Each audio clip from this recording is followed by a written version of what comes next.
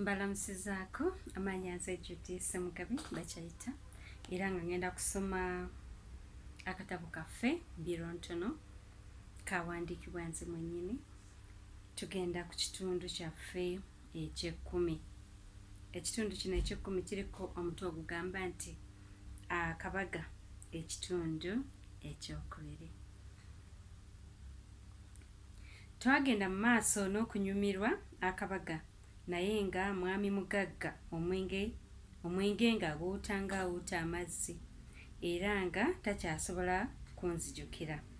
Abantu abali ku kabaga ng'abamu beeyisa nga balalu olw'okuba abatamiivu ate ng'abalala bayombagana ne bannaabwe. Twali tukyali ku gwa mugagga katamiira jjobyo ate ne wabalukawo olutalo sinziggo wakati w'abaagalana. Omukyala yakwata omwenge gwe yali anywa n'aguyiira bbaawe mu maaso. Omusajja yatandika okukuba mukazi we yenna n'atiirika omusaayi. Entabwe yava ku mwami w'omukyala ono okusangibwa n'omuwala omulala wammanju w'ennyumba nga balinawo kye beekolera. Baatandika okuyomba mpola mpola okutuusa omukyala bwe yayiira bbaawe omwenge.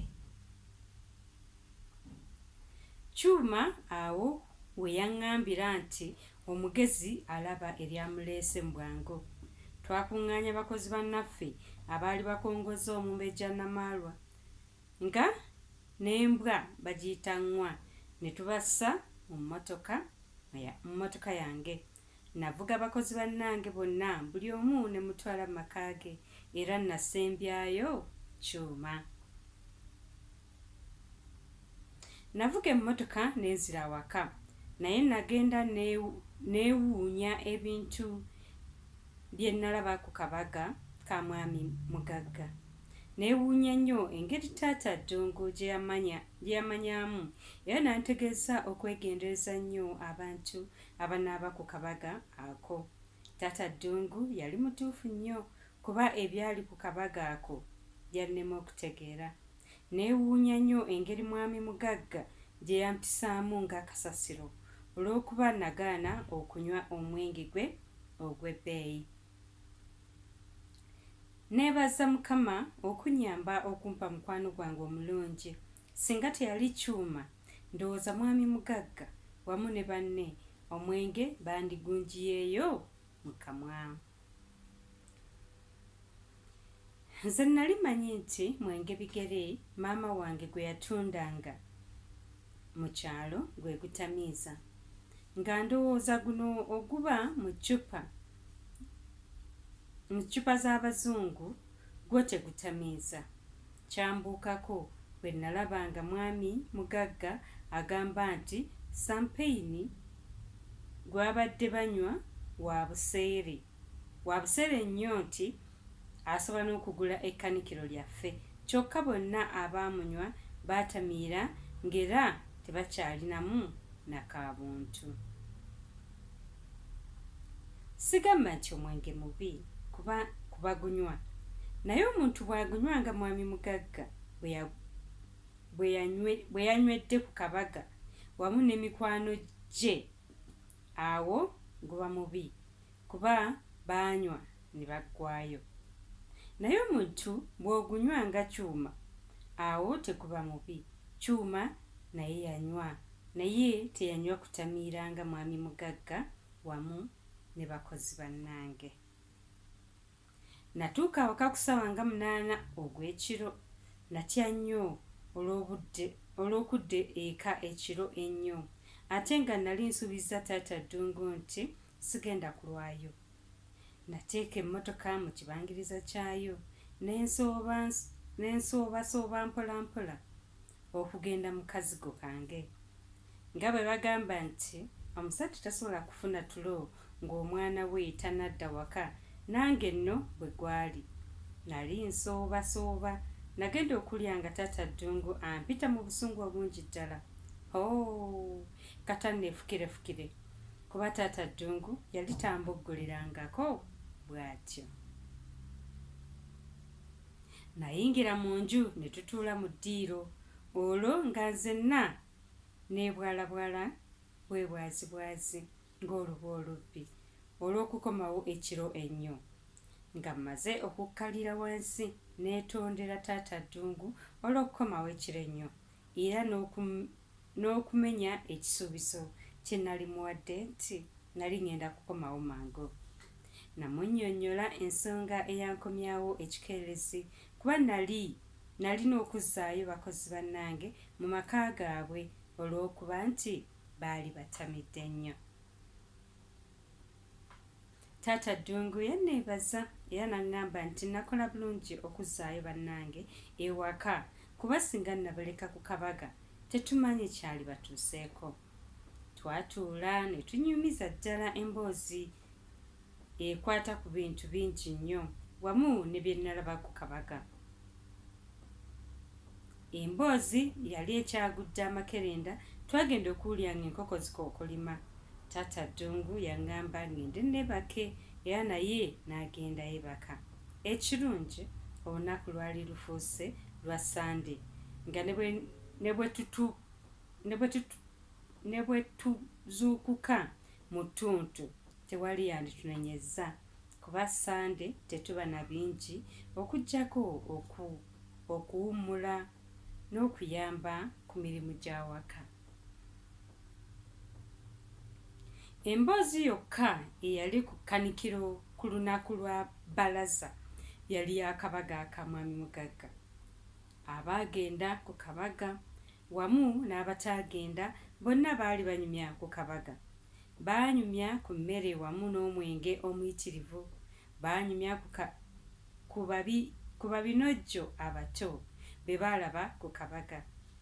Ekyewuunyisa, abamu baali bakyakaaba emitwe okubaluma mbu ng'omwenge gulinga ogukyali ku mitwe gyabwe. Kale ekintu ekya ssente ennyingi ng'ate kibawoomera, lwaki ate kikuleka ng'oli mulwadde?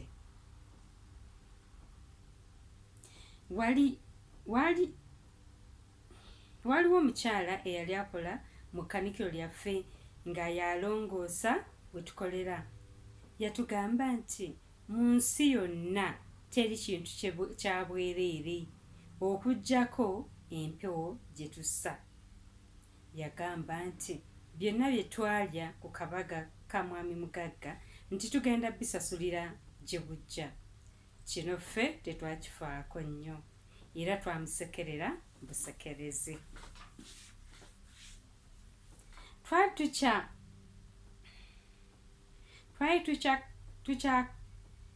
Twali tukyakakkalabya egyaffe, mwami mugagga n'atuuka ne Ferrari ye.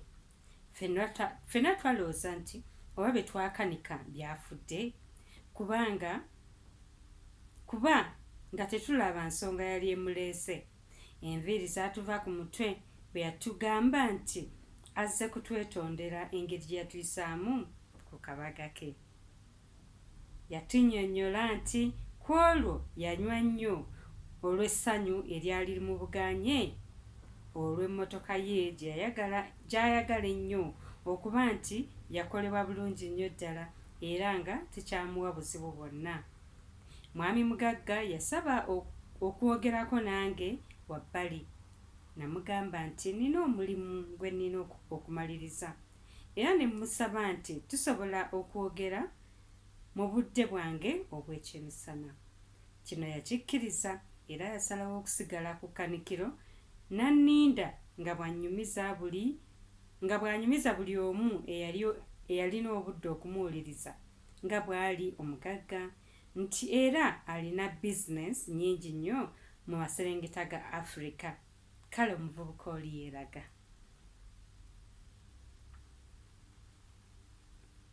Obudde bwange obw'ekyemisana bwe bwatuuka natuula mu mmotoka ya mugagga n'antwala mu kifo ekiribwamu restaurant.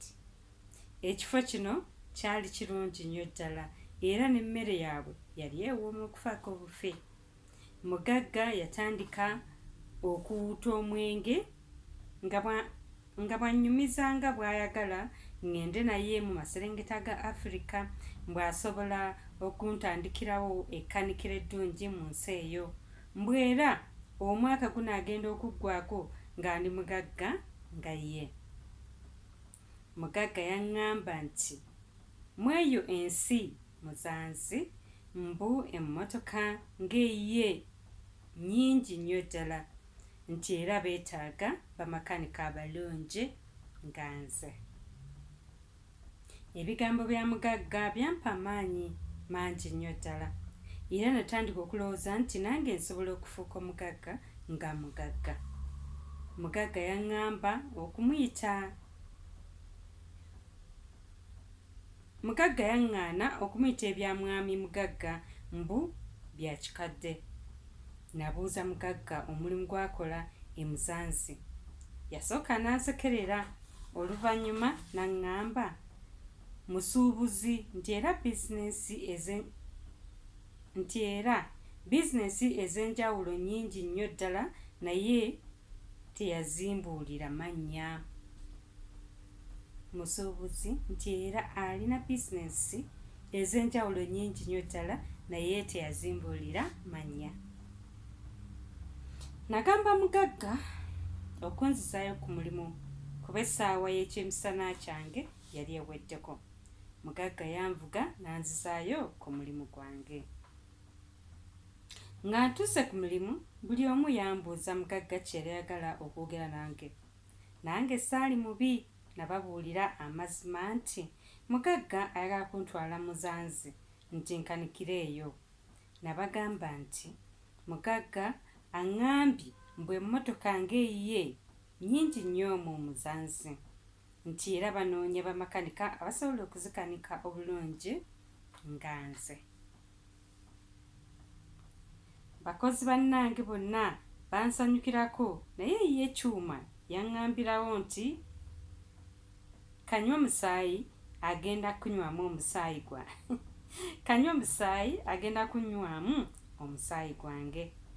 Kyuma ye mugagga amuyitira kanywa musaayi nti alabika alina amayembe agamuyamba okufuna ssente.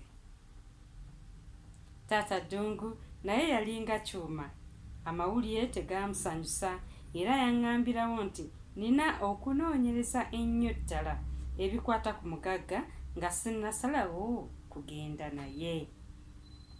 Ekitundu kyaffe eky'Ekkumi kikomye awo. Mwebale nnyo, mwebale ddala okumpuliriza. Nsigadde ndi Judy Ssemugabi Bakyayita. Akuume. Goodbye.